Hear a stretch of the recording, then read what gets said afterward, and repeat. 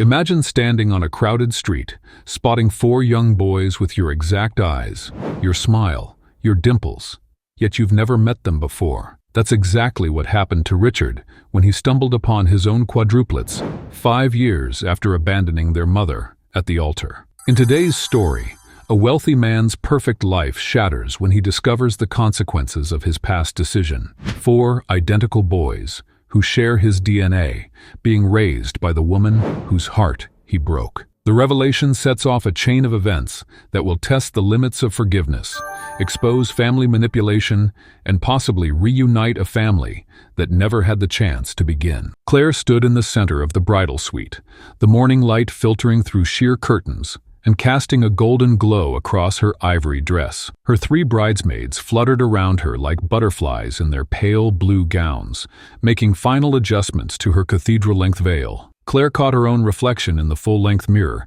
and barely recognized the radiant woman staring back. After 2 years of dating and 6 months of meticulous planning, she was finally marrying Richard Evans, heir to one of the city's most prestigious business empires. "You look absolutely breathtaking," whispered her maid of honor, Emma, carefully pinning a borrowed pearl hairpin into Claire's updo. "Richard is going to stop breathing when he sees you." Claire smiled, her stomach fluttering with a mixture of excitement and nerves. She had chosen everything about this day with such care, from the cascading bouquet of white roses and blue hydrangeas to the custom-written vows tucked into a small pocket sewn inside her dress. The venue, St. Margaret's Cathedral, had been reserved a year in advance, its stained glass windows and soaring arches creating the perfect backdrop for what she believed would be the most important day of her life. Across the cathedral grounds, in a wood-paneled study that served as the groom's waiting area,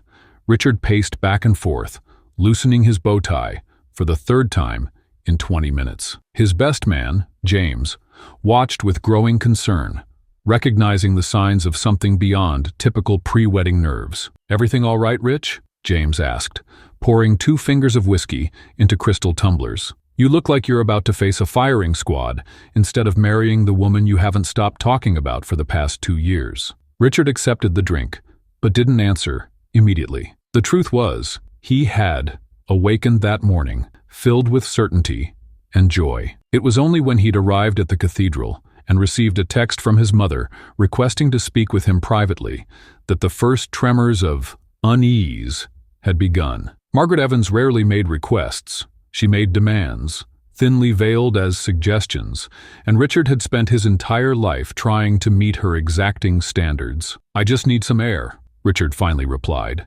downing the whiskey in one swift motion. "Tell everyone I'll be right back." The hallway outside was already filling with guests in formal attire, their excited chatter echoing against the stone walls. Richard nodded politely to distant relatives and business associates as he made his way toward the small anteroom where his mother waited. Her text had been cryptic but urgent. "Must speak with you before the ceremony. Family matter of utmost importance." Margaret Evans stood by the window, her silver hair swept into an elegant chignon, diamonds glittering at her throat and wrists. At 62, she remained a formidable presence, serving as chairwoman of the Evans Corporation Board and gatekeeper to the family's considerable social connections. She turned as Richard entered, her expression grave. "You're making a terrible mistake," she said without preamble, her voice low but piercing. "I've held my tongue long enough, Richard, but I cannot stand by and watch you throw away everything our family has built." Richard felt his jaw tighten.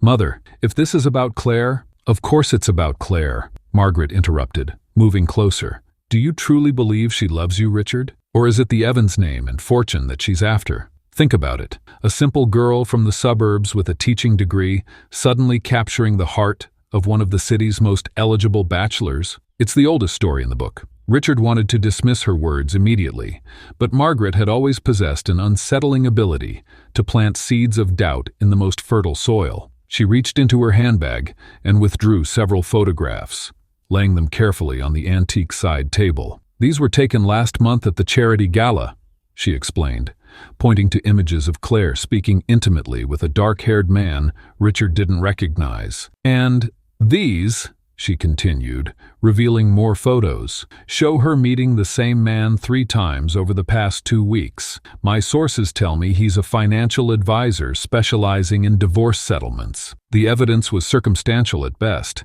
but as the cathedral organ began playing the first musical preludes, Richard felt his certainty wavering. His mother pressed her advantage, moving in closer and lowering her voice to a conspiratorial whisper. Consider the timing, Richard. Your trust fund fully matures next month on your 30th birthday. The prenuptial agreement your father insisted upon has a clause that becomes void after 5 years of marriage. Do you think that's coincidental? Outside, the sounds of the gathering congregation filtered through the heavy wooden door. Richard checked his watch. 15 minutes until the ceremony was scheduled to begin. His thoughts raced in dizzying circles. He loved Claire. He trusted Claire. But his mother's warnings had awakened old insecurities about his worth beyond his family name and fortune. What would you have me do? He finally asked, his voice hollow. Everyone is already here. Margaret's expression softened with practiced sympathy. A moment of embarrassment now is better than years of regret and financial ruin later. I've already spoken with Reverend Phillips.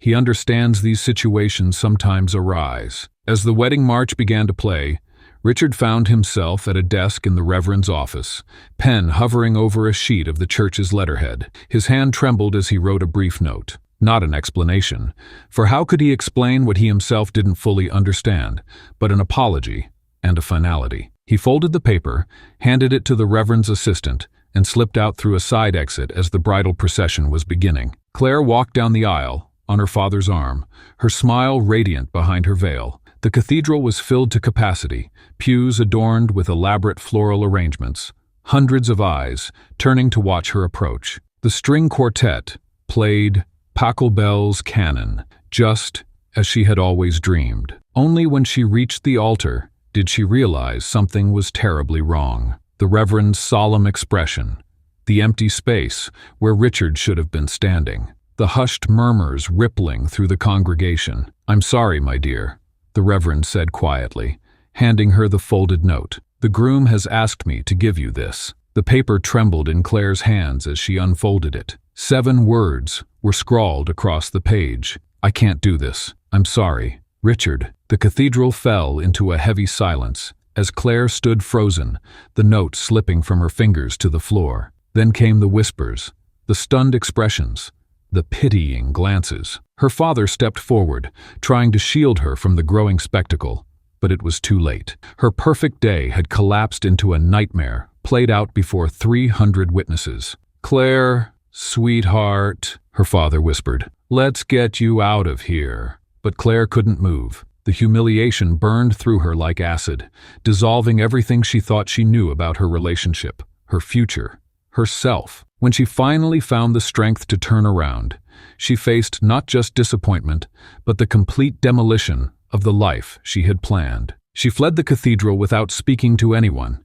ignoring the calls of her bridesmaids and the shocked faces of guests. In her childhood bedroom, she tore off the wedding dress, packed a single suitcase, and booked the first available train ticket to a city far enough away that no one would recognize her name or face. Her parents begged her to stay, to give herself time to process, but Claire recognized the dangerous gravity of staying in a place where every street corner, every restaurant, every mutual friend would remind her of Richard's betrayal.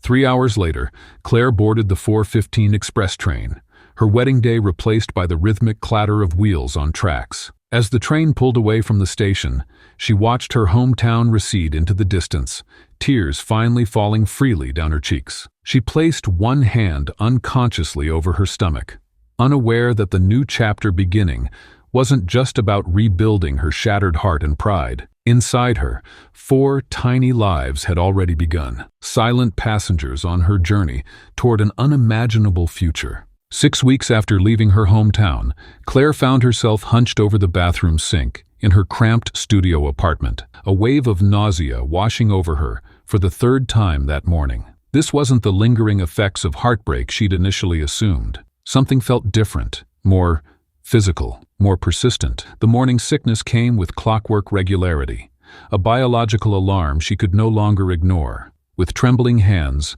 Claire stared at the pregnancy test on the edge of the sink. The two pink lines forming a crossroads she never anticipated facing alone. The room seemed to shrink around her as the implications crashed through her carefully constructed new beginning. A baby. Richard's baby. The thought sent her sliding down against the bathroom wall, her mind racing through impossible calculations and scenarios. This can't be happening, she whispered to the empty apartment, its sparse furnishings a testament to how quickly she'd fled her old life. Prenatal vitamins weren't exactly on her emergency shopping list when she'd grabbed essentials for her new start. Claire's hand instinctively moved to her stomach, the gesture now carrying weight and meaning she hadn't recognized during that train ride away from everything familiar. 3 days and 2 additional pregnancy tests later, Claire sat nervously in her obstetrician's waiting room, surrounded by couples holding hands and sharing excited whispers. Her isolation felt magnified in this space filled with shared joy. When the nurse finally called her name, Claire followed with the hesitant steps of someone walking into the unknown without a safety net. "First baby?" the technician asked cheerfully as Claire lay back on the examination table, the cold gel being spread across her still flat abdomen. "Yes," Claire answered simply, unable to elaborate on the complicated circumstances that led her here, alone. The technician's expression shifted slowly as she moved the ultrasound wand across Claire's stomach, her previously chatty demeanor giving way to a concentrated silence that stretched uncomfortably through the room. "I'm going to get the doctor," she finally said, her practiced neutrality failing to mask the concern in her voice. Those minutes waiting alone in the dim room felt eternal. Claire's mind cycled through terrifying possibilities. Was something wrong with the baby? Was she miscarrying? The panic must have been evident on her face when the doctor entered, because his first words were meant to reassure. "Everything is fine, Claire," he said, taking the ultrasound wand himself. "But we're seeing something quite unexpected." The doctor's face grew increasingly focused as he adjusted settings and angles, his brow furrowing slightly. "Do you see these flickering points?" he asked, pointing to the screen. "Each one is a heartbeat. You're carrying quadruplets." The word hung in the air like an impossibility. Quadruplets. Not one baby, but 4. The statistical improbability stunned her into silence. 1 in 700,000 pregnancies. The universe, it seemed, had a twisted sense of timing, giving her not just one reason to move forward after Richard's abandonment, but 4 simultaneous ones. "This is going to be a high-risk pregnancy," the doctor continued, his tone shifting to something more clinical as he outlined the medical realities. "You'll need specialized care, frequent monitoring, possible bed rest in later trimesters. The likelihood of complications is significantly higher with multiples: premature birth, gestational diabetes, preeclampsia. We typically recommend cesarean delivery for quadruplets." Each word added weight to Claire's shoulders. High risk, complications, specialized care. The medical terminology blurred together, but the message was clear. This would be physically demanding, potentially dangerous, and require extensive support systems Claire didn't have. "Is there anyone you can call?" the doctor asked gently, recognizing the overwhelmed expression clouding her features. "Family? The father?" Claire's mind flashed briefly to Richard, imagining for one moment what it would be like to make that call. She quickly dismissed the thought. The man who couldn't commit to her at the altar certainly couldn't be counted on for 4 unexpected children. "No," she answered firmly. "It's just me." That evening, Claire sat cross-legged on her bed, surrounded by printouts and notebooks, her practical nature asserting itself through lists and calculations. The initial shock had transformed into a methodical assessment of what 4 babies would require. Formula costs multiplied by 4, diapers quadrupled, medical expenses she couldn't begin to estimate. Her modest savings and current job wouldn't come close to covering it all. "One step at a time," she murmured, creating a timeline of what needed to happen before the babies arrived. First priority, finding a larger place to live. The studio apartment could barely accommodate her, let alone 4 infants with all their necessary equipment. Second, securing better employment with health benefits and maternity leave. Third, researching support groups for mothers of multiples. The logistics seemed impossible, but Claire refused to be paralyzed by fear. Each challenge represented another obstacle to overcome, another problem to solve. The determination that had carried her away from public humiliation now channeled itself into creating a future for her children. 2 weeks later, Claire signed a lease on a modest 2-bedroom house in a family-friendly neighborhood 30 minutes outside the city. The rent stretched her budget thin, but the space offered room for cribs, and the backyard provided a future play area. She accepted a position with a marketing firm that allowed partial remote work and offered comprehensive health coverage that would help with the specialized medical care her pregnancy required. As her first trimester progressed, Claire established a relationship with a maternal-fetal medicine specialist who had experience with high-order multiples. The doctor didn't sugarcoat the risks, but provided Claire with detailed information and a structured care plan. The frequent appointments and monitoring became anchors in her week, each visit confirming that despite the overwhelming odds, all 4 babies continued to develop. Claire joined an online community for mothers of multiples, absorbing their advice and experiences like a lifeline. These women shared strategies for managing the logistical nightmare of caring for multiple infants simultaneously, feeding schedules, sleep rotations, organizing systems that made the impossible seem manageable. Their stories of survival offered Claire hope on days when fear threatened to overwhelm her. By her 16th week, Claire's body began changing rapidly, the evidence of 4 growing lives impossible to hide. She watched with a mixture of wonder and apprehension as her formerly flat stomach expanded dramatically. The physical discomfort came earlier than expected: back pain, swollen ankles, shortness of breath with minimal exertion. Simple tasks became increasingly difficult, but Claire adapted, modifying her home and routines to accommodate her changing capabilities. The anatomy scan at 20 weeks revealed 4 boys. Claire stared at the screen in disbelief as the technician pointed out each son, their tiny profiles causing something to shift profoundly within her. These weren't just abstract challenges to overcome, they were her children, already forming distinct features and movements. For the first time since learning about the pregnancy, Claire felt something beyond determination, a fierce, protective love that surprised her with its intensity. That fierce maternal love transformed into primal fear when Claire's body began showing warning signs at 29 weeks. What started as mild discomfort escalated to concerning symptoms that sent her rushing to the hospital in the middle of the night. The doctors' faces told her everything before they spoke a word. Her 4 boys would be arriving dangerously early. "We need to perform an emergency C-section," the doctor explained, her voice calm despite the urgency. "Your blood pressure is climbing to dangerous levels." The delivery room hummed with focused intensity.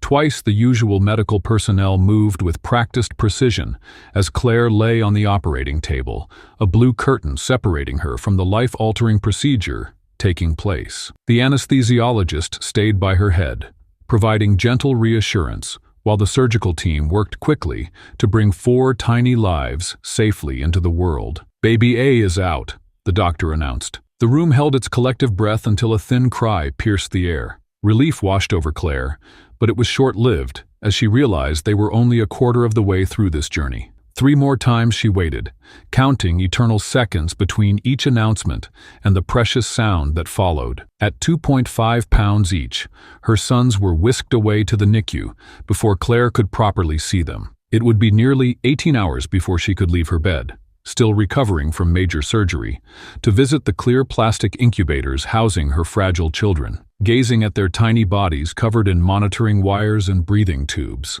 The magnitude of the responsibility nearly overwhelmed her. "They're fighters," the NICU nurse assured her, noting how the smallest of the 4, Lucas, had already shown remarkable lung strength despite his size. The following weeks became a blur of hospital visits, pumping breast milk every 3 hours around the clock, and desperate attempts to learn everything about caring for premature quadruplets. When the boys finally came home after 2 months in the NICU, the true marathon began. Claire transformed her modest 2-bedroom home into a precisely organized care center. The living room became a nursery with 4 carefully arranged cribs, positioned for maximum efficiency. Color-coded feeding charts and medication schedules covered one wall, while DIY storage solutions maximized every available inch of space. She developed systems out of necessity: batch-preparing bottles, assembly-line diaper changes, and coordinated nap schedules that gave her precious moments to handle essential tasks. Sleep became a distant memory rather than a daily necessity. The few hours Claire managed to get were interrupted by feeding alarms, medical concerns, or simply the need to check that all 4 boys were still breathing. Dark circles became permanent fixtures under her eyes, and she learned to function in a perpetual state of exhaustion that most parents of singletons could never comprehend. The financial strain proved equally challenging. While her health insurance had covered most of the immediate medical costs, the ongoing expenses seemed insurmountable. 4 babies consumed specialized premature infant formula at an alarming rate, requiring Claire to budget with mathematical precision. Diapers disappeared by the case rather than the package, and the constant medical follow-ups for premature quadruplets meant transportation costs and time away from potential work hours. "You have to take care of yourself too," her neighbor Mrs. Patel reminded her one evening when she found Claire sobbing over a mountain of laundry. The kind woman had taken to bringing over occasional home-cooked meals and offering to watch the boys for brief stretches, so Claire could shower uninterrupted.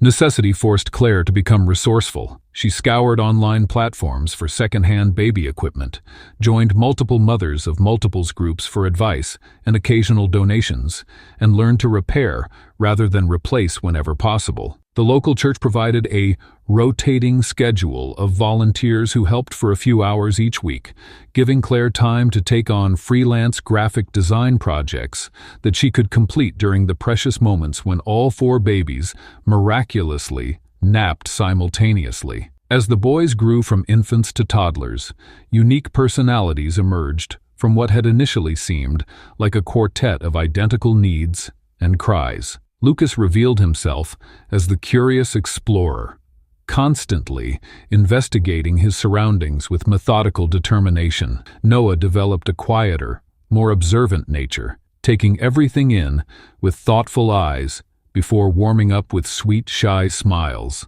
Liam became the family comedian, his infectious giggles often starting chain reactions of laughter among his brothers. Oliver naturally assumed a leadership role, frequently organizing his siblings into elaborate games of his own design. "It's remarkable how different they are," Claire commented to her pediatrician during their 3-year checkup. "Sometimes I forget they shared the same womb." The doctor smiled knowingly. "That's nature's way. Your job isn't to treat them the same.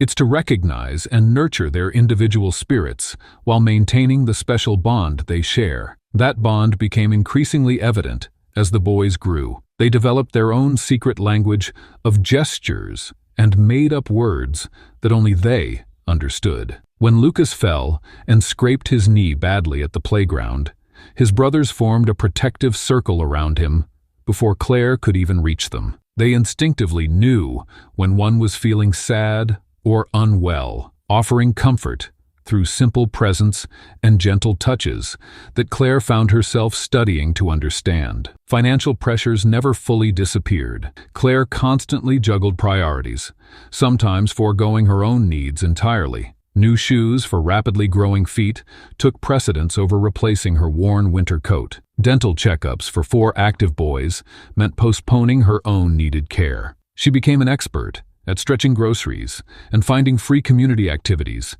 to keep her energetic sons stimulated without draining her limited resources.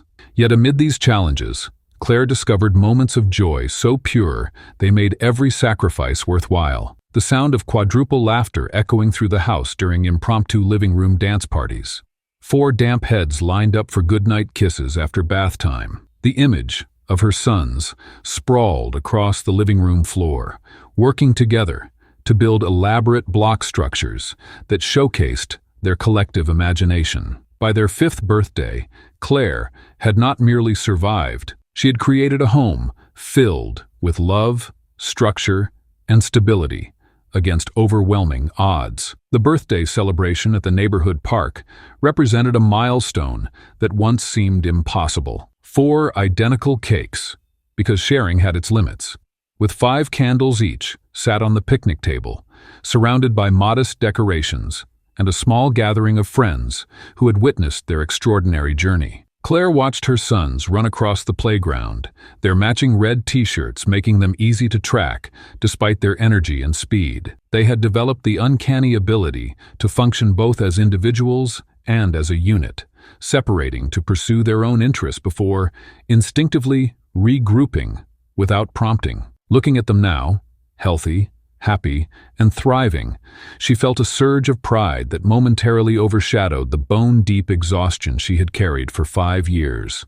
The universe has a peculiar way of orchestrating reunions. While Claire watched her sons with pride, across the park, Richard Marshall's perfectly ordered world was about to implode with a single glance at those matching red t-shirts and the unmistakable dimples he saw in his own mirror every morning. Richard had been walking through Westfield Park after a lunch meeting, loosening his silk tie as he enjoyed a rare moment of solitude. His life had fallen into a comfortable rhythm.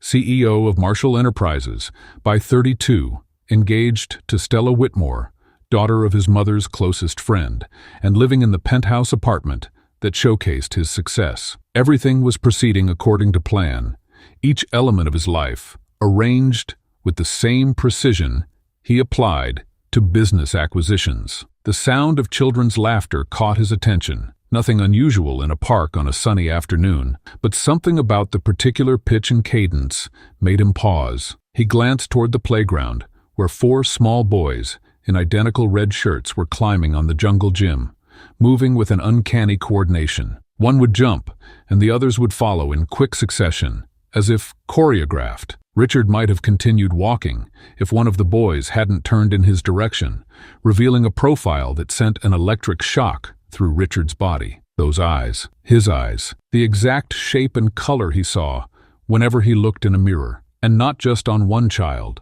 but on all 4 as they took turns sliding down the metal slide. Richard froze, his breath caught in his throat as his coffee slipped from his hand, splashing across his imported Italian shoes unnoticed. He moved closer without making a conscious decision to do so, drawn by a magnetic pull he couldn't explain. With each step, more details emerged that made his heart pound against his ribs. The distinctive cleft in their chins, the way their eyebrows arched when they were concentrating, even their mannerisms, the way one boy ran his hand through his hair exactly as Richard did when thinking, were eerily familiar.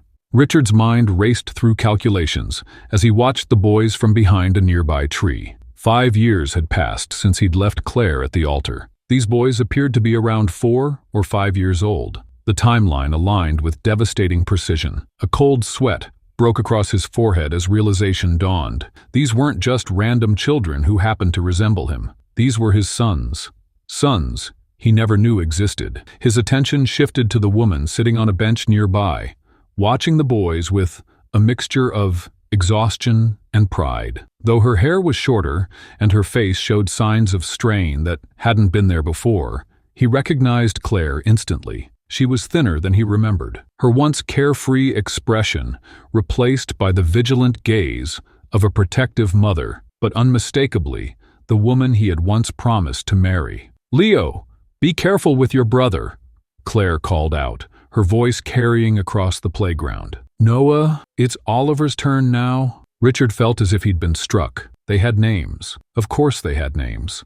Names he hadn't chosen, lives he knew nothing about, personalities that had formed entirely without his influence. The enormity of what he had missed crashed over him like a physical blow. He should leave, walk away, continue the life he had rebuilt. But his legs carried him forward instead, moving toward Claire with a determination that overrode his racing thoughts. Her back was to him as he approached, still focused on the boys. "Claire?"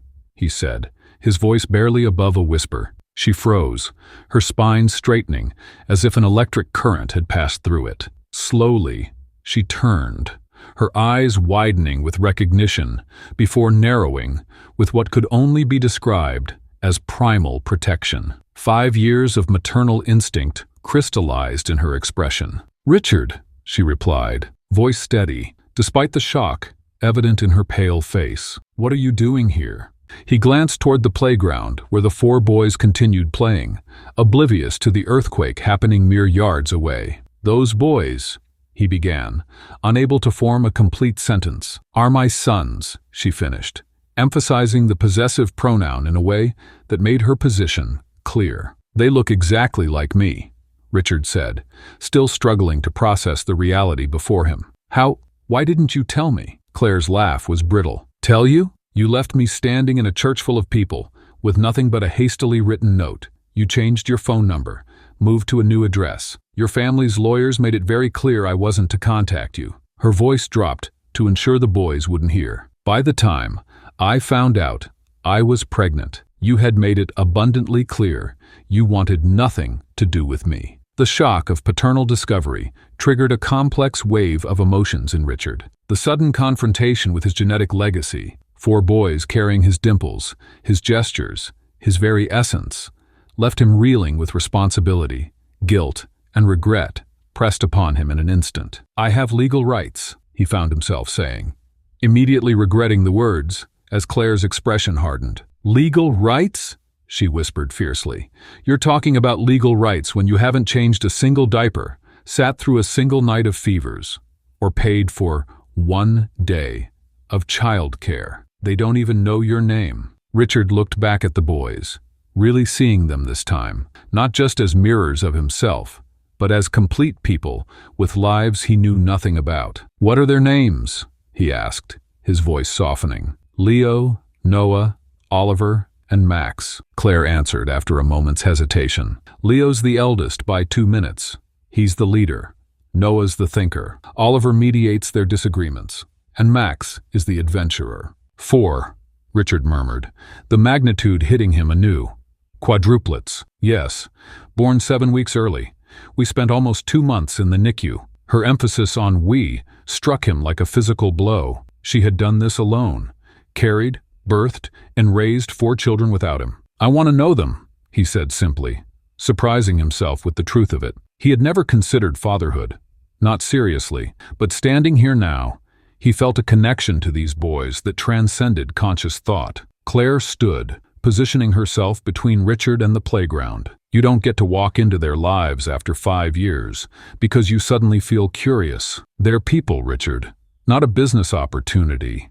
They have stability and routine. I won't let you disrupt that on a whim. "It's not a whim," Richard insisted, though he couldn't articulate what exactly it was. "They're my sons too." "Biology doesn't make you a father," Claire replied, her voice steady despite the emotion in her eyes. "Showing up every day does. Loving them even when it's inconvenient does. Putting their needs before your own does." One of the boys, Leo, Richard assumed from Claire's description, noticed them talking and began heading in their direction. Claire immediately shifted her posture, her face transforming into a smile that held no trace of the tension from moments before. "Mom, come see how high I can climb," Leo called. "I'll be right there, sweetheart," Claire replied, before turning back to Richard. "You need to leave. Now I won't have them confused or hurt." Richard wanted to protest, to demand more time, more answers, but the protective fire in Claire's eyes stopped him. "This isn't over," he said quietly. "I'll be in touch." "Don't," Claire warned. "We've done fine without you for 5 years. We'll continue doing fine." Richard took a step back, watching as Claire moved toward the playground, instantly surrounded by 4 energetic boys all talking at once. He stood frozen, observing the family unit they had formed without him, before finally turning away, his mind already calculating his next move. The most dangerous puppet masters are those who make you believe you're acting of your own free will. As Richard approached his mother's estate, his knuckles whitened around the steering wheel. Every mile closer brought a sickening realization: how many of his life's choices had actually been orchestrated by invisible strings. The grand colonial mansion loomed ahead, no longer a symbol of privilege, but a monument to manipulation. Richard parked his car and sat motionless for several moments, processing the enormity of what he'd discovered. 5 boys, with his eyes, his smile, his dimples, 4 of them his own flesh and blood. children he'd never known existed. The revelation had shattered the carefully constructed reality he'd been living in since abandoning Claire at the altar. Now, pieces were falling into place with disturbing clarity. The heavy brass knocker felt cold against his palm as he announced his presence. The same housekeeper, who'd been there since his childhood, opened the door, her eyes widening slightly at his unexpected appearance. "Mr. Richard, we weren't expecting you today. Is she home?" Richard asked, his voice unnaturally calm, despite the storm brewing inside him. The elegant sitting room hadn't changed in decades. The same antique furniture, the same family portraits, spanning generations of wealth and influence. His mother, Eleanor Marshall, looked up from her correspondence, her reading glasses perched on her nose. "Richard, darling, what a lovely surprise," she said, setting aside her fountain pen. "I was just writing to Stella about the summer home renovations. Have you given any thought to the color scheme I suggested?" Richard remained standing, studying the woman who had shaped his every major life decision. "I saw Claire today," he said, watching carefully for her reaction. The subtle tightening around Eleanor's eyes was brief, but unmistakable. "Oh, how unfortunate. I hope it wasn't too awkward after all this time." She wasn't alone. Richard moved closer. She had 4 little boys with her, 5-year-old quadruplets. Eleanor's composure faltered for just a moment. "How interesting. They have my eyes, Mother, my smile, my dimples." Richard's voice hardened. "They were born 7 months after our wedding was supposed to take place." The silence that followed stretched between them like a chasm. Eleanor removed her glasses deliberately, folding them with practiced precision. "You always did have trouble with basic math, Richard. 7 months after the wedding date would mean she was already pregnant when you were to be married. Perhaps it's fortunate you discovered her true character before making a terrible mistake." Richard laughed without humor. "Don't insult my intelligence. Not anymore. She was carrying my children, my sons, when I abandoned her. Sons I never knew existed." Eleanor's facade began to crack. Her perfectly maintained composure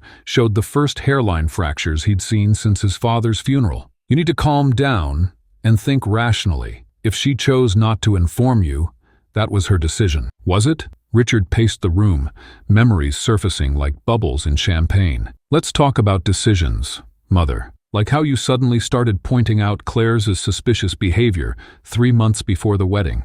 Or how you conveniently arranged dinner parties, where Stella was always seated next to me." Eleanor's lips pressed into a thin line. "I was protecting you from a woman clearly beneath your station. The Marshalls have maintained certain standards for generations." "Standards?" Richard's voice rose. "You showed me photographs of Claire with another man. Those were staged, weren't they?" Eleanor didn't answer immediately, which was answer enough. Finally, she sighed. "You were blinded by infatuation. Sometimes a mother must take matters into her own hands." The confession, so casually delivered, staggered Richard. "You manipulated evidence to make me believe Claire was unfaithful." "I created a situation that helped you see clearly," Eleanor countered, rising to pour herself a drink from the crystal decanter. "Claire was a nobody from nowhere with nothing to offer but pretty smiles. Stella comes from a family that understands our world." Richard's mind raced through a catalog of coincidences that suddenly formed a disturbing pattern. The supposedly chance meetings with Stella at charity events. The business associate who casually mentioned seeing Claire in intimate conversation with an unknown man. The convenient scheduling conflicts that prevented Claire from attending family functions. "You orchestrated everything," Richard said, the full weight of realization settling on him. "For how long? Months? The entire relationship?" Eleanor took a measured sip from her glass. "I knew that girl was wrong for you the moment you brought her home. No background, no connections, working as a what? A graphic designer?" She waved dismissively. "Your father would have been appalled." "Don't you dare bring Dad into this," Richard snapped. "He valued integrity, above all else." "He valued the Marshall legacy," Eleanor corrected. "As should you. The trust fund, the company, our position in society. These aren't trivial matters, Richard. I simply steered you toward choices that preserved what generations built." Richard stared at his mother, seeing her clearly perhaps for the first time. "You didn't steer me. You manipulated me into abandoning the woman I loved on our wedding day. You robbed me of 5 years with my children." Eleanor's expression hardened. "Children you didn't want. You weren't ready for marriage, let alone fatherhood. I heard the panic in your voice whenever Claire mentioned starting a family. That wasn't your decision to make. Richard slammed his hand against the mahogany side table, causing the crystal figurines to tremble. You played me like a chess piece. And Stella? Was she part of this scheme from the beginning? The slight hesitation told him everything. Stella understands the importance of suitable matches, Eleanor said carefully. Her parents and I have been friends for decades. The arrangement has been beneficial for everyone. Arrangement, Richard echoed, disgust evident in his voice. So my fiancé was selected and positioned like a piece of furniture in this museum you call a life. Eleanor's patience visibly thinned. You're being dramatic. Stella cares for you, and you've built a good relationship. Are you really willing to throw that away over some misplaced guilt about a woman you haven't seen in 5 years? Richard stood taller, feeling something hardening within him. What I'm throwing away is the control you've had over my life. I'm done being manipulated. I have 4 sons I need to know, and they need to know me. Don't be ridiculous, Eleanor scoffed. You can't seriously be considering disrupting everyone's lives for these children. If financial support is the issue, we can arrange something discreet. The casual dismissal of his children ignited something primal in Richard. They are not an issue to be handled discreetly. They are my sons, my family. And what about Stella? Your commitments? The life you've built? Eleanor pressed, her voice taking on the sharp edge he recognized from childhood confrontations. Richard moved toward the door. A life built on lies isn't worth preserving. Where are you going? Eleanor demanded, her composure finally shattering completely. To fix what I can, Richard answered, pausing at the threshold. Don't call me. Don't interfere. This time, I make my own decisions. The heavy front door closed behind him with satisfying finality. In his car, Richard sat for a moment, absorbing the seismic shift in his understanding of his own life. Years of subtle manipulation, of carefully engineered coincidences and artfully planted doubts, all designed to maintain his mother's control over the Marshall legacy. His phone buzzed with Stella's name on the screen. He answered with newfound clarity. We need to talk, he said before she could speak. It's over. Her pause spoke volumes. Is this about seeing Claire today? Richard, don't be hasty. Did you know? He interrupted. About what my mother did? Were you part of it from the beginning? Her silence was confirmation enough. Goodbye, Stella, he said quietly, ending the call. When the doorbell rang that Tuesday afternoon, Claire had been in the middle of helping Noah with his science project. A solar system mobile with planets made from painted styrofoam balls. She wiped paint from her hands and opened the door to find a courier with an envelope bearing the embossed letterhead of Harrington and Wells, one of the city's most prestigious law firms. Claire Porter? The courier asked, extending a clipboard. I need your signature confirming receipt of these legal documents. The moment her fingers touched the heavy manila envelope, a chill ran through Claire's body. She thanked the courier mechanically, closed the door, and stood frozen in her entryway. Something about the weight of the envelope in her hands told her that everything was about to change. When she finally mustered the courage to open it, the words, Petition for Custody, leapt from the page, followed by Richard's full name as the petitioner. While Richard was severing ties with his past, Claire's world was about to collapse beneath her feet. The courier who rang her doorbell that afternoon carried more than just legal documents. He delivered the power of generational wealth coming to claim what it had previously discarded. 5 years of Claire's life, the midnight feedings, the first steps, the fever-filled nights, all reduced to clinical paragraphs, arguing that her sons would be better served living in Richard's mansion than in the modest home she had built for them. Mommy, Noah called from the kitchen. Is Jupiter bigger than Saturn? Claire forced her voice to remain steady. Yes, sweetheart. Jupiter is the biggest planet. She quickly tucked the papers into a drawer and returned to the kitchen table, her mind racing even as her hands continued helping with the mobile. How could she tell her boys that the father, who had never been part of their lives, now wanted to take them away from the only home they'd ever known? That night, after tucking the boys into bed, Claire called the only person she could think of, Amelia Reeves, her college roommate who had become a family lawyer. Over video chat, Claire spread the legal documents across her kitchen table. "He's claiming I deliberately concealed the boys from him," Claire whispered, afraid her sons might overhear. "His petition states that his substantially superior financial resources would provide the boys with educational and developmental advantages I can't offer." Amelia's face hardened as she reviewed the digital copies Claire had sent. Classic power play. He's hired Harrington and Wells. They handle divorces for celebrities and CEOs. This isn't just about the boys, Claire. This is about control. But how can he even have a case? He walked away from me. He's never changed a diaper or attended a doctor's appointment. Courts don't punish parents for past absence if they demonstrate a commitment to involvement now, Amelia explained. And unfortunately, family courts can be influenced by perceptions of stability and resources. Richard can hire psychologists who'll testify that gradual integration into his life would benefit the boys. He can promise private schools, extracurricular activities, cultural experiences, things I can't give them, Claire finished, her voice barely audible. "I'll represent you," Amelia said firmly, "and we'll fight this with everything we have." The first hearing arrived with brutal swiftness. Claire entered the courthouse clutching Amelia's arm, feeling painfully out of place in her best navy dress, the same one she'd worn to 3 job interviews. Across the polished marble lobby stood Richard in a perfectly tailored suit, surrounded by 3 attorneys carrying premium leather briefcases. Standing slightly behind him was his mother, Eleanor, her silver hair styled immaculately, watching Claire with cold calculation. In the courtroom, Richard's lead attorney presented him as a victim who had been denied his fundamental right to fatherhood through Claire's systematic concealment of the children. Claire felt physically ill listening to the narrative they constructed, painting her as scheming and selfish, while portraying Richard as a man eagerly embracing fatherhood once he discovered his son's existence. When Claire's turn came to testify,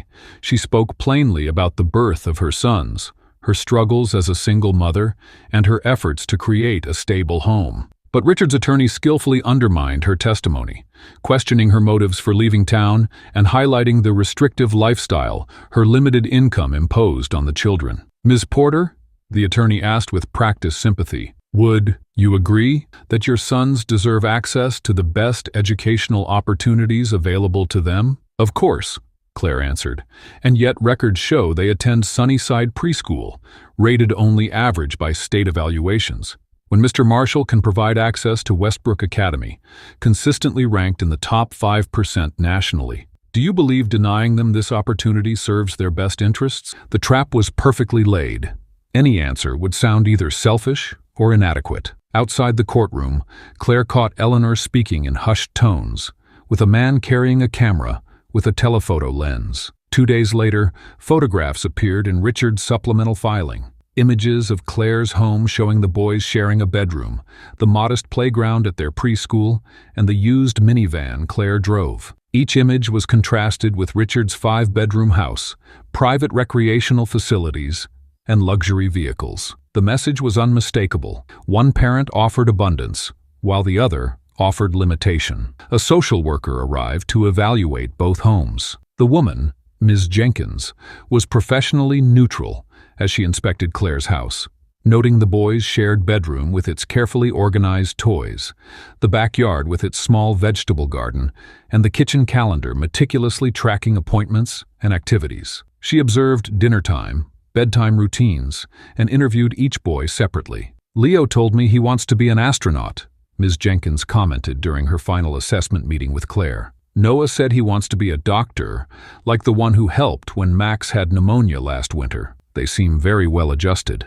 "They are," Claire said softly. "They're happy." "Ms. Porter, I need to ask, what would your plan be if the boys were to have regular visitation with their father? Have you thought about how you would explain his sudden presence in their lives?" The question pierced Claire's heart. She hadn't allowed herself to think that far ahead, still hoping somehow to protect her sons from the confusion and potential emotional turmoil. Research she'd frantically read indicated children could experience anxiety, confusion, and divided loyalties when an absent parent suddenly entered their lives, especially if that entry disrupted established bonds and routines. I would, Claire paused, choosing her words carefully. I would tell them the truth in age-appropriate ways, that their father didn't know about them before, but now he does, and he wants to be part of their lives. The day of the judge's preliminary ruling arrived with Claire, barely having slept.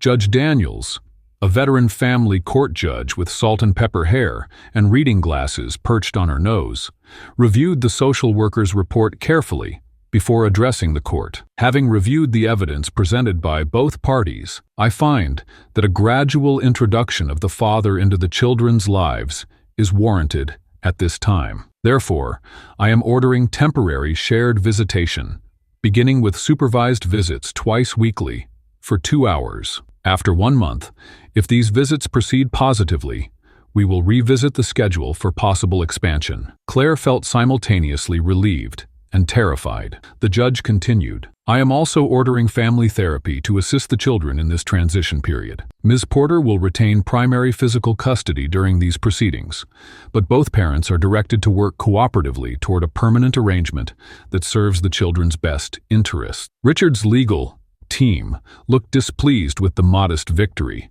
having pushed for immediate overnight visits and a fast track to equal custody. Eleanor's face remained impassive, but her rigid posture betrayed her frustration. While the judge delivered her temporary ruling, no one in the courtroom noticed the gray-haired woman slipping quietly into the back row, clutching a weathered leather journal to her chest like armor. Morgan Williams had worked as the Marshall family's housekeeper for over 15 years, witnessing the inner workings of their lives from the shadows. She had cleaned their rooms, served their meals, and inadvertently become privy to conversations never meant for outsiders. Today, after years of silent observation, she had finally decided to speak. The next morning, as Claire arrived at the courthouse for another grueling day of testimony, she noticed a woman in a modest navy dress waiting nervously by the entrance. Their eyes met briefly before the woman approached, her weathered hands trembling slightly as she introduced herself. Ms. Porter, I'm Morgan Williams. I worked for the Marshall family for many years, she said, her voice soft but steady. I believe I have information that could help your case. Claire studied the woman's face, searching for any sign of deception or ulterior motive, but found only sincerity and what appeared to be guilt in her eyes. Morgan explained that she had been present in the Marshall household during Claire and Richard's entire relationship, including the weeks leading up to their canceled wedding. I should have spoken up years ago, Morgan admitted, opening the leather journal to reveal pages of meticulous handwriting. I started documenting things when I realized what Mrs. Marshall was doing. At first I thought it wasn't my place to interfere, but watching this custody battle on the news, her voice trailed off as she handed Claire the journal. I can't stay silent anymore. Claire's attorney, Amelia, quickly arranged for Morgan to meet with them privately before court reconvened. As they settled into a small conference room, Morgan revealed how Eleanor Marshall had orchestrated an elaborate scheme to separate Claire and Richard. The journal contained dated entries, documenting overheard conversations, planned interventions, and calculated manipulations that spanned months before the wedding. Mrs. Marshall believed maintaining control of the family fortune was more important than her son's happiness, Morgan explained, pointing to a specific entry from 3 months before the wedding. She was particularly concerned about the marriage clause in Richard's trust fund.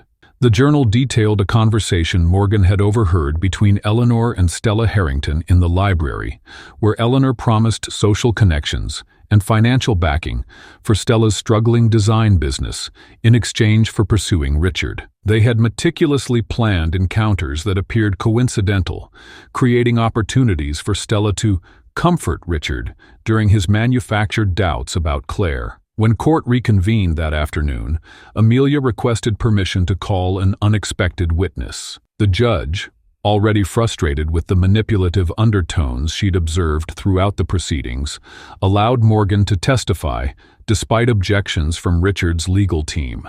As Morgan took the stand, the courtroom fell into a hush. Richard straightened in his chair, clearly confused by the appearance of his family's former housekeeper. Eleanor, seated directly behind her son, visibly paled. Morgan testified under oath about the calculated campaign Eleanor had waged against Claire. Her words were measured and precise, supported by the dated journal entries she had maintained out of growing concern. She described how Eleanor had hired private investigators to follow Claire, looking for any interaction that could be photographed and misconstrued. Mrs. Marshall paid 2 men to approach Ms. Porter at charity events, Morgan revealed, referring to her notes. She instructed them to appear overly familiar and ensure they were photographed in what could appear to be intimate conversations. These were the same photographs later shown to Richard as evidence of Claire's supposed infidelity. Richard's face transformed as Morgan spoke, shock giving way to understanding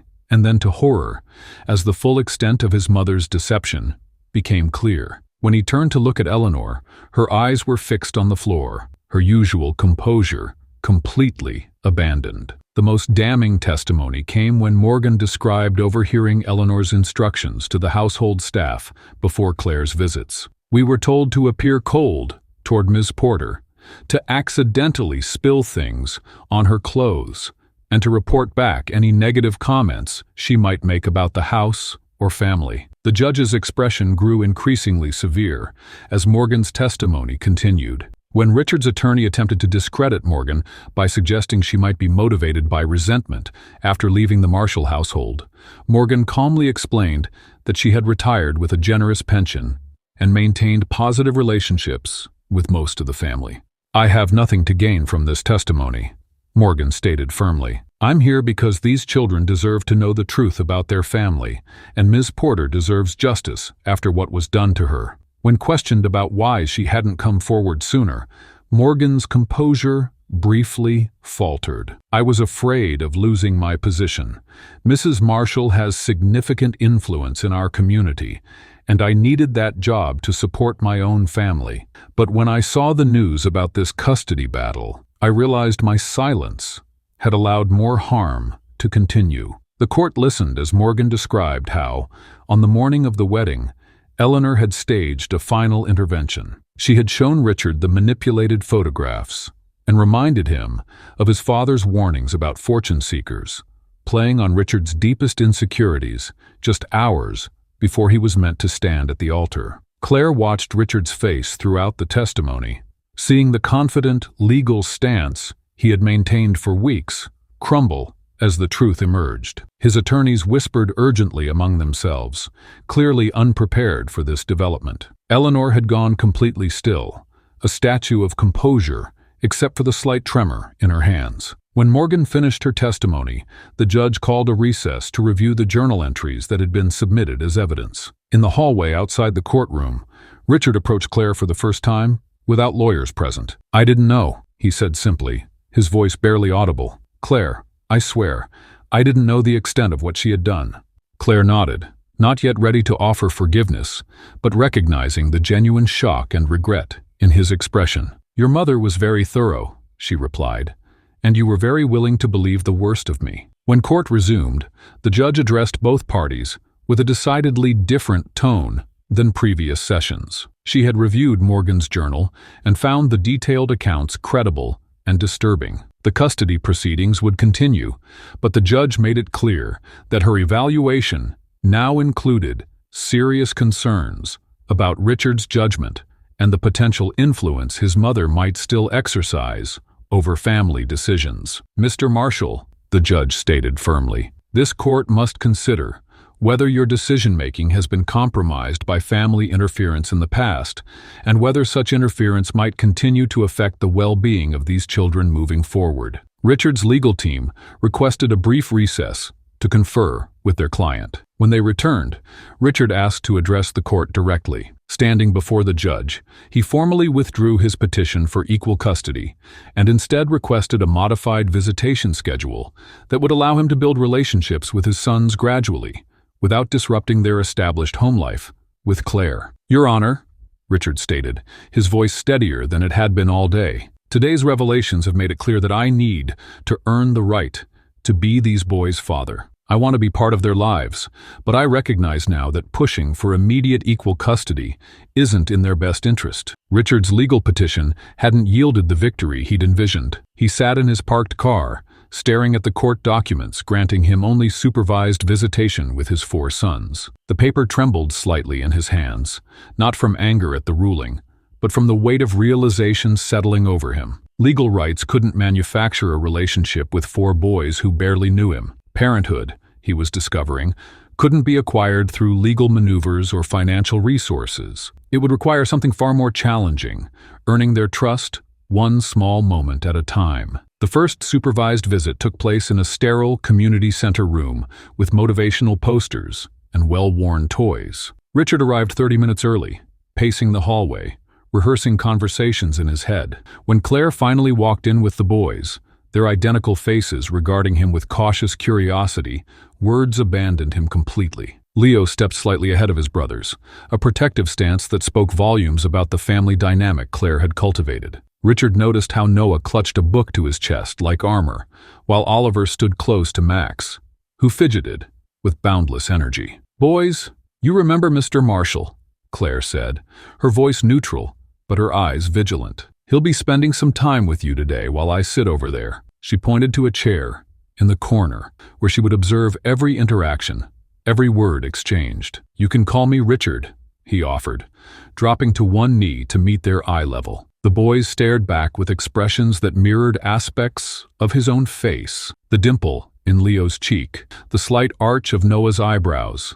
the shape of Oliver's chin. The silence stretched uncomfortably until Max blurted out, "Do you have any games?" Richard had brought an expensive remote-controlled car, thinking all boys would love such a gift. But as he presented it, he watched their polite but underwhelming response. Noah seemed more interested in the book he'd brought, while Oliver kept glancing back at Claire. The hour passed with stilted conversation and awkward silences. When Claire announced it was time to leave, the boys seemed relieved, and Richard felt the sting of failure. After 3 similarly disappointing visits, Richard realized his approach needed to change. His apartment, once a showcase of minimalist bachelor decor, gradually transformed. Bookshelves that had displayed architectural awards and business texts now held titles like Understanding Child Development, Building Trust with Children, and Connecting with Your School-Age Child. He spent evenings highlighting passages about emotional availability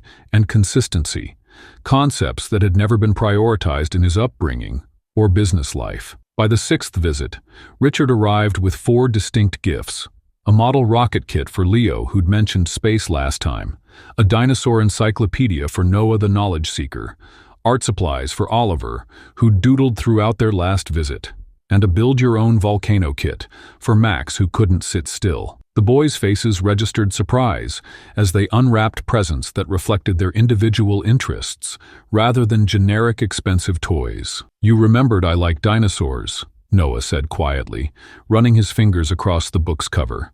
"The triceratops you were telling me about sounded fascinating," Richard replied, noticing Claire's raised eyebrow from across the room. It was the first genuine connection, small but significant. During their 8th visit, the unexpected breakthrough came not through careful planning, but a scraped knee. Leo had taken a tumble while showing Richard how fast he could run. The boy's eyes welled with tears as blood beaded on his knee. Richard instinctively moved to help, grabbing tissues and gently cleaning the wound before anyone could intervene. "You'll be okay," he reassured Leo, his voice calm and steady. "I fell just like this when I was your age. It looks worse than it feels." As he placed a bandage over the scrape with careful precision, Leo's tears subsided, and something shifted in the boy's expression, a flicker of trust that hadn't been there before. When Leo offered a small, tentative smile, Richard felt something profound unlock within his chest. "Thank you," Leo whispered, and Richard understood he'd earned something more valuable than any business deal he'd ever closed. Week by week, Richard demonstrated what psychologists recognize as the cornerstones of trust development: consistency, reliability, and genuine care. He never missed a visit, regardless of work demands. When an important business meeting conflicted with his scheduled time, he rescheduled the executives rather than the boys. The message was clear: they were priority, not afterthought. "I can't do Tuesday at 4, his executive assistant overheard him saying to a major client. "That's when I see my sons," Thursday works instead. The same determination that had made him successful in business was now channeled toward becoming a father worthy of the title. Richard learned to navigate the complexity of connecting with 4 distinct personalities simultaneously. He discovered that Noah needed intellectual engagement, while Max required physical activity. Oliver responded to creative projects, while Leo wanted to lead group activities. Each boy represented a different facet of fatherhood he needed to develop.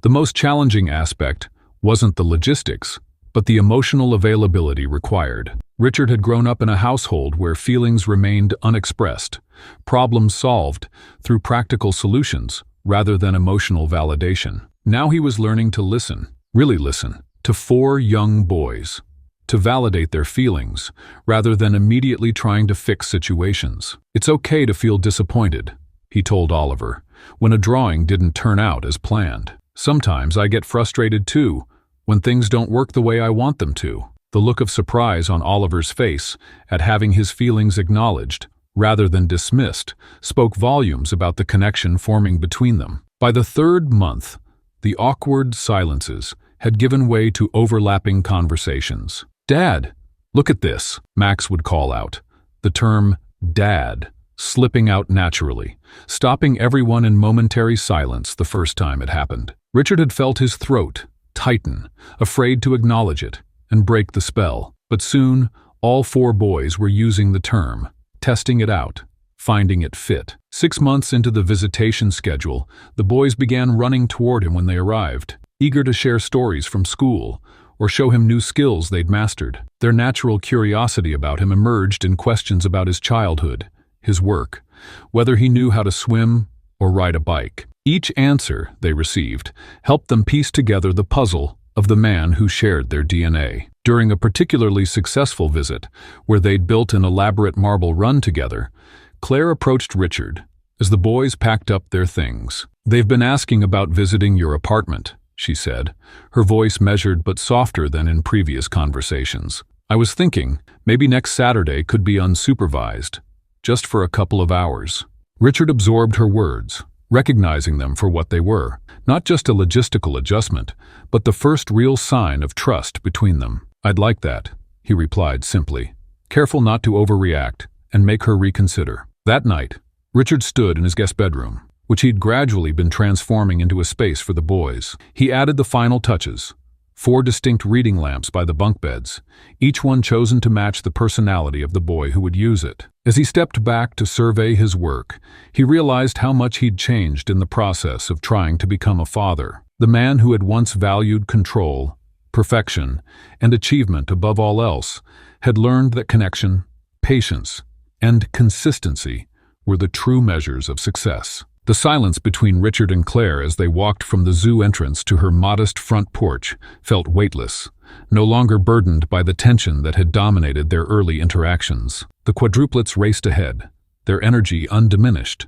despite the full day of animal exhibits and overpriced snacks. As the boys disappeared inside to show Mrs. Patel their new stuffed animals, Richard lingered on the steps, not quite ready to say goodbye. "They had fun today," Claire said, her voice soft as she adjusted the collar of her jacket. "I think the penguin habitat was the highlight." Richard nodded, remembering how Leo had pressed his face against the glass, fascinated by their underwater acrobatics. "Noah surprised me. With all those facts about their hunting patterns, I couldn't keep up with him. He memorizes the information cards at every exhibit," Claire said, with a smile that faded as quickly as it appeared. "They're all so different, yet so similar sometimes." The moment stretched between them, comfortable, yet charged with unspoken history. 6 months had passed since the custody hearings.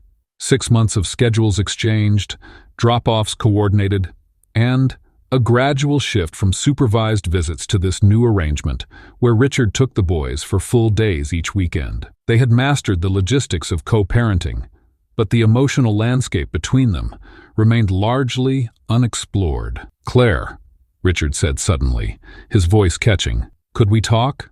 Just for a few minutes?" She hesitated, then gestured toward the porch swing. They sat with careful distance between them, the evening air carrying the scent of the potted lavender Claire had planted along the steps. Through the window, they could see the boys engaged in animated conversation with Mrs. Patel, safe in their own world. "I never properly apologized to you," Richard began, his hands clasped tightly together. "Not really. Not in a way that acknowledges what I did." Claire stiffened beside him, her eyes fixed on the street ahead. "Richard, we've been over this. It's in the past." "No, it's not," he said gently. "It's still between us every time we're together. I abandoned you at the altar. I listened to my mother instead of my heart. I let you face pregnancy and childbirth alone, and I missed 5 years of our sons' lives." His voice broke on the last words. "And while I can't undo any of that, I need you to know how deeply I regret it." The porch swing creaked as Claire shifted, her defenses wavering. This wasn't the polished businessman who had filed for custody with expensive lawyers. This was the Richard she had once known, stripped of pretense. "I spent years blaming you," she admitted, her voice barely audible. "It was easier than acknowledging how completely it broke me. I had to rebuild everything. My sense of self, my future, my trust in other people. And just when I thought I'd finally moved past it all, there you were again." Richard nodded, accepting her words without defense. "When I saw the boys that day in the park, it was like looking at myself, but seeing you again, that was harder, because I recognized what I'd thrown away. For the first time, they spoke honestly about the years between them." Claire, describing the terror of her high-risk pregnancy and the bone-deep exhaustion of caring for 4 infants alone. Richard, confessing how empty his achievements had felt, and how thoroughly his mother had manipulated his perception. "I thought I was protecting my family's legacy," he said, running a hand through his hair. "Instead, I destroyed the family that mattered most." As twilight deepened around them, their conversation continued, no longer constrained by the careful boundaries they'd maintained. Claire described sleepless nights walking the floor with colicky babies, and Richard shared his realization that his mother's influence had shaped most of his adult decisions. A week later, Richard called Claire with unexpected news. "Andrews wants me in Singapore for the merger negotiations," he explained, referencing his company's biggest acquisition opportunity of the year. "It's scheduled during the boys' spring break." Claire braced herself for the disappointment she knew the boys would feel. "I understand. Business comes first. I'll explain it to them. That's not why I'm calling," Richard replied. "I already told Andrews I can't go. The boys and I planned that camping trip at Lake Westfield. I'm not missing it." The silence on Claire's end spoke volumes. The Richard she'd known before would never have declined such an opportunity. In that moment, she glimpsed how much had truly changed. The following Tuesday, during Noah's weekly tutoring session, Claire received a call from the school. Oliver had fallen during recess and needed stitches. Panicking at the logistics, Noah's session couldn't be interrupted, and Mrs. Patel was visiting her daughter.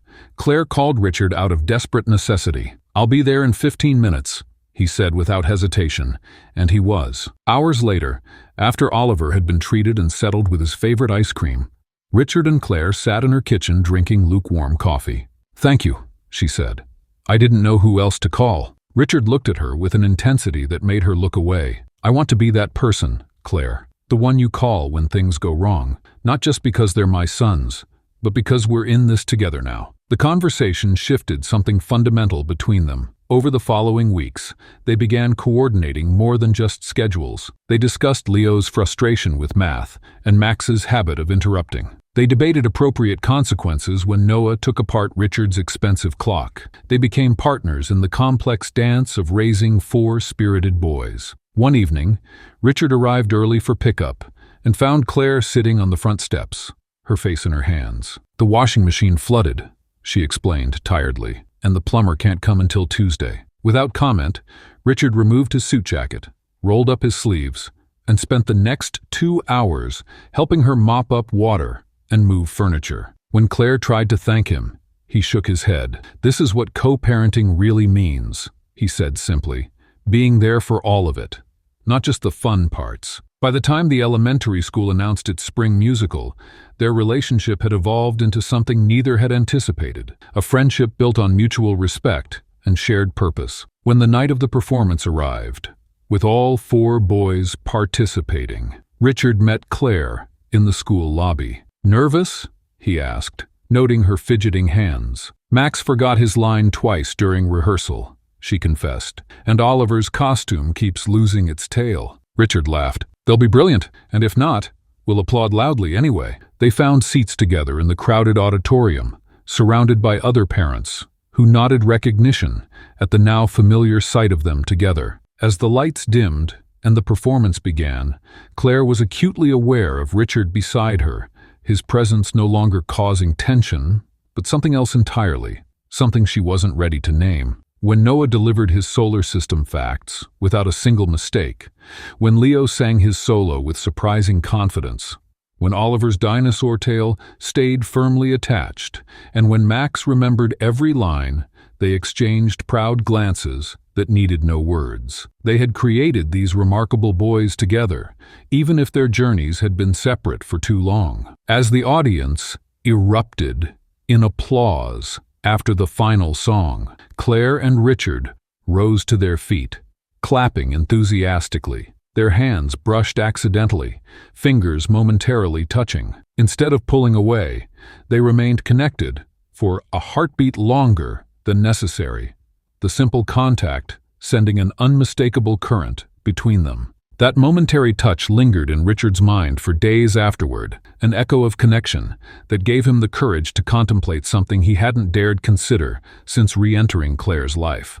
Standing on her porch now, he shifted his weight from one foot to the other, concert tickets clutched in his hand. The familiar scent of Claire's gardenia bushes brought back memories of their first dates, years before wedding plans and heartbreak had complicated everything. He'd chosen these particular tickets carefully, a family-friendly orchestral performance of film scores that would appeal to Claire's love of music without the pressure of a traditional romantic setting.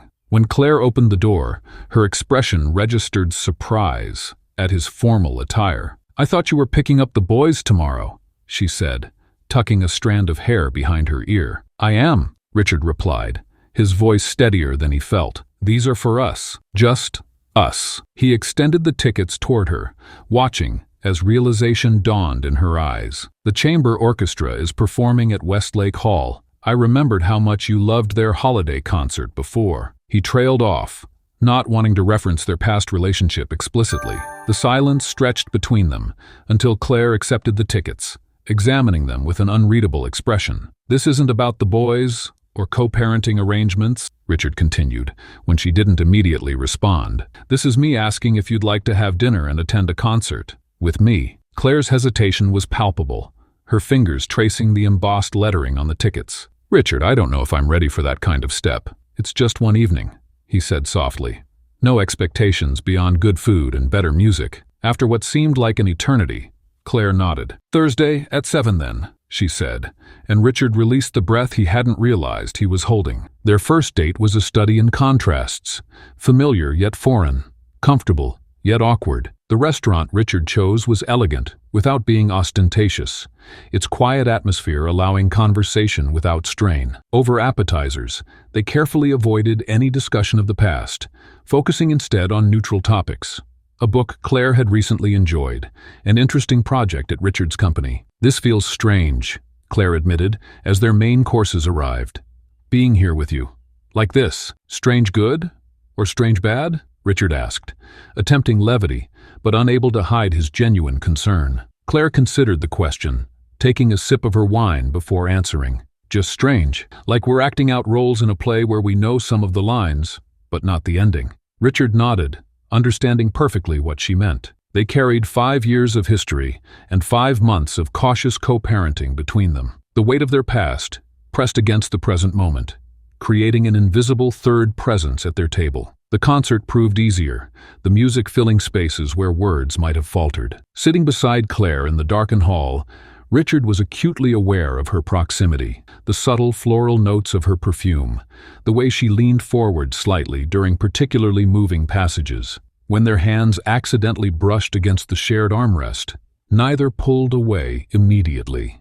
As the weeks passed, they established a delicate rhythm of these adult-only outings, interspersed among their parenting responsibilities. Richard suggested walking through the sculpture garden after the boys' bedtime. Claire countered with coffee at a local bookstore. They built each interaction carefully, like architects designing a structure on uncertain ground. Tell me about those years, Richard said one evening, as they strolled along the riverfront. Not just the logistics of raising 4 boys, but what it was like for you. Claire was quiet for so long that Richard thought she might not answer. It was the hardest thing I've ever done, she finally said, and the most rewarding. I was terrified every single day that I wasn't enough for them, that I couldn't give them everything they deserved. You gave them more than enough, Richard said, his voice rough with emotion. You gave them everything. Claire shook her head. Not everything, but I gave them stability and love. I built our life one day at a time. And what about your life? Your dreams? A sad smile crossed her face. My dreams changed. I became someone different than I thought I'd be. Someone stronger, Richard observed. Someone more practical, Claire corrected. I couldn't afford dreams that didn't include the boys. Richard's admiration for her grew with each revelation, each glimpse into the life she'd carved out of necessity and determination. In turn, he shared his own journey, the hollow success that had never quite filled the emptiness he couldn't name, the gradual realization that his mother's influence had shaped choices he'd believed were his own. At home, the boys quickly noticed the shifting dynamic between their parents. After dinner one evening, as Richard helped clear the table, Oliver looked up from his dessert with innocent curiosity. "Dad, are you ever going to live here with us?" he asked, causing Richard to nearly drop the stack of plates he was carrying. The question hung in the air, neither adult prepared to address it. Claire recovered first, smoothly redirecting the conversation to homework and bedtime routines. But the question lingered between them, unacknowledged but impossible to ignore. The defining moment in their cautious rebuilding came unexpectedly on a Tuesday evening when Max developed a high fever that wouldn't break. Claire called Richard from the emergency room, her voice tight with worry. "They want to keep him overnight for observation," she explained. "The other boys are with Mrs. Patel, but I'll be right there," Richard interrupted, already reaching for his keys. He arrived 20 minutes later, with a bag containing changes of clothes for both Claire and Max, along with Max's favorite stuffed dinosaur and a charger for Claire's phone. Throughout the night, Richard remained steadfast, fetching coffee, speaking with doctors and maintaining a calm presence while Claire focused on their son. When Max finally fell asleep near dawn, his fever reduced to safer levels, Claire looked at Richard across the hospital bed with new eyes. "You didn't have to stay," she whispered. "Yes, I did," Richard replied simply. "This is where I belong." The summer brought warmer weather and another evolution in their relationship. During a weekend outing to the beach, Claire watched from beneath an umbrella as Richard helped the boys construct an elaborate sandcastle. Leo directed operations like a miniature foreman.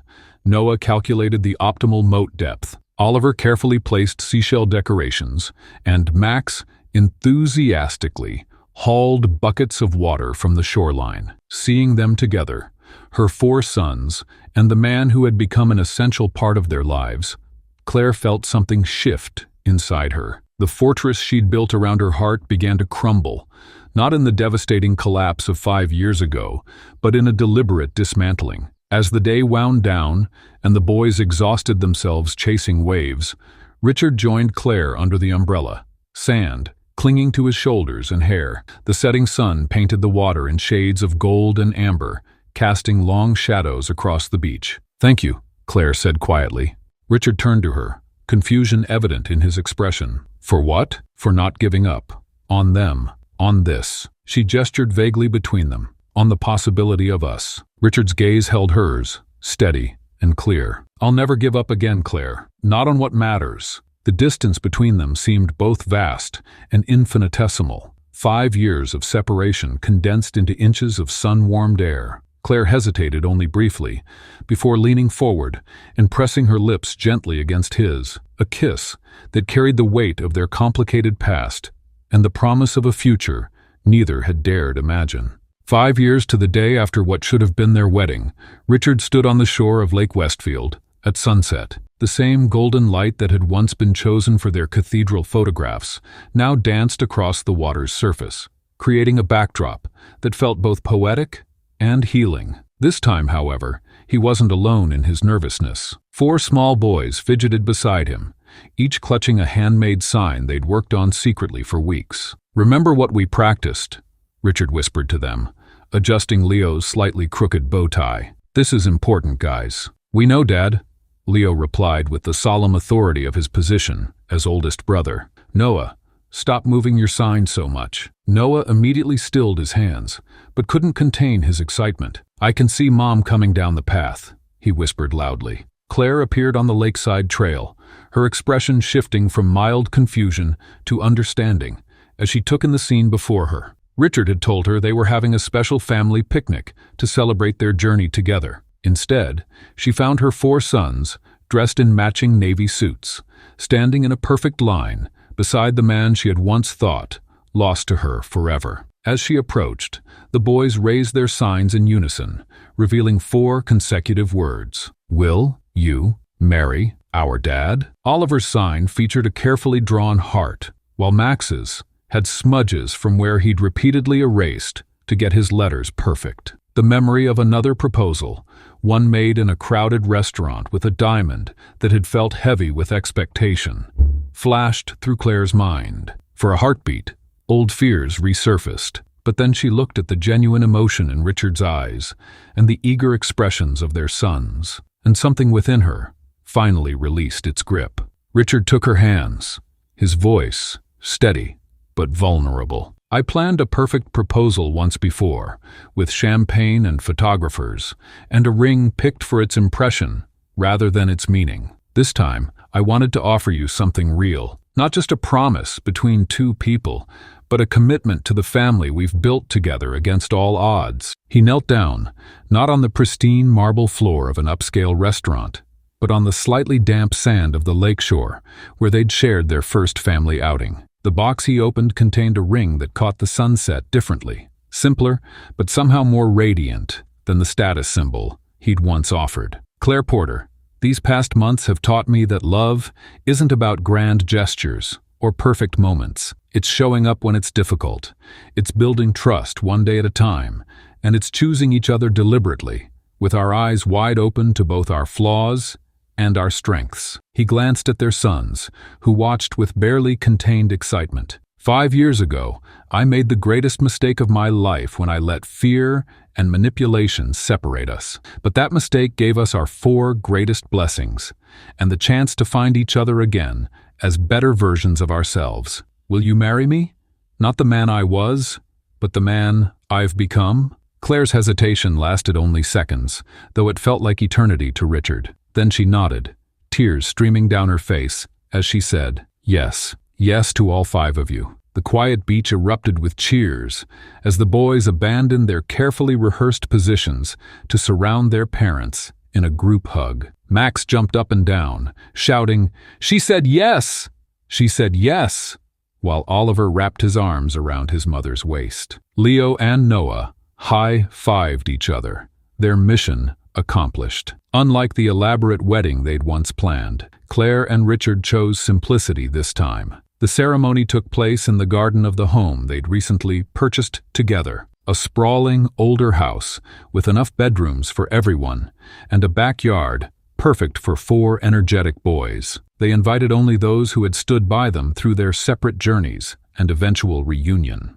3 days before the wedding, Eleanor Marshall requested to attend. Richard met her at a neutral location, a coffee shop halfway between their homes. "I know I have no right to ask," Eleanor said, her once commanding voice now uncertain, "but they're my only grandchildren." Richard studied his mother's face, noting how she'd aged in the years since their confrontation. "You're right, you don't have the right to ask, but they are your grandchildren, and someday they might want to know you." He stirred his coffee, methodically. "You can attend the ceremony. You'll sit in the back row. You won't approach Claire unless she initiates conversation, and any relationship with the boys will develop at their pace and their mother's discretion." Eleanor nodded, accepting these terms without protest, perhaps the most significant sign that something had truly changed. On the morning of their wedding, Claire stood in the master bedroom of their new home, her dress hanging on the closet door. Unlike the elaborate gown she'd once chosen, this dress was elegant in its simplicity, an ivory sheath with delicate lace that complemented rather than overwhelmed her natural beauty. Amelia, her attorney-turned-bridesmaid, zipped her into the dress. "How do you feel?" she asked, meeting Claire's eyes in the mirror. "Ready?" Claire replied with quiet confidence. "Not because everything is perfect, but because I know exactly what I'm choosing this time." Downstairs, Richard helped their sons with their matching bow ties. They would serve as ring bearers collectively, carrying a small wooden box that Leo had decorated himself. "Is it normal to be nervous when you're marrying someone you already know?" Richard asked Noah, who was carefully adjusting his brother's boutonniere. "Mom says being nervous means something matters to you," Noah replied, with the wisdom he often displayed.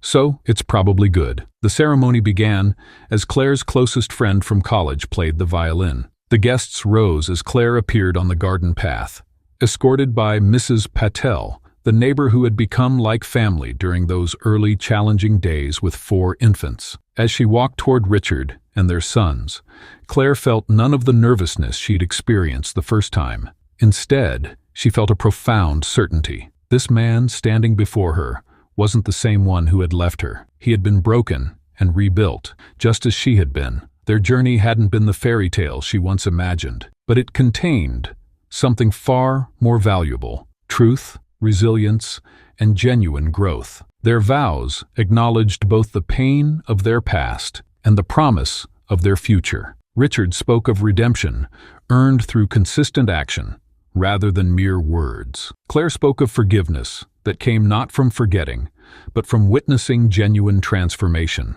In the back row, Eleanor Marshall watched silently, witnessing a love powerful enough to overcome even her destructive interference. Beside her sat Morgan, the housekeeper, whose courage had exposed the truth and helped set everyone free. When the officiant pronounced them husband and wife, the boys broke into spontaneous applause before Richard had even kissed his bride. The guests laughed, and Richard and Claire exchanged a look that contained volumes. The understanding that their marriage would always include these 4 exuberant personalities they'd created together.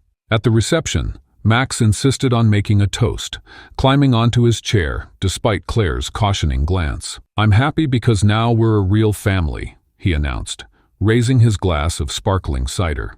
"Even though we always were, but now everybody knows it." The framed portrait on their living room wall captures more than just smiles. It showcases a journey of redemption forged through persistent effort and genuine change. In the photograph, the quadruplets stand between Richard and Claire, their expressions reflecting not a flawless family, but one rebuilt from broken pieces. Their story reminds us that beautiful beginnings often emerge from painful endings. Richard's consistent actions, not mere promises, ultimately proved his commitment to change. This truth resonates deeply with anyone who has faced heartbreak, yet found courage to try again. The boys grow now with the understanding that family isn't defined by perfection, but by unwavering support through impossible challenges.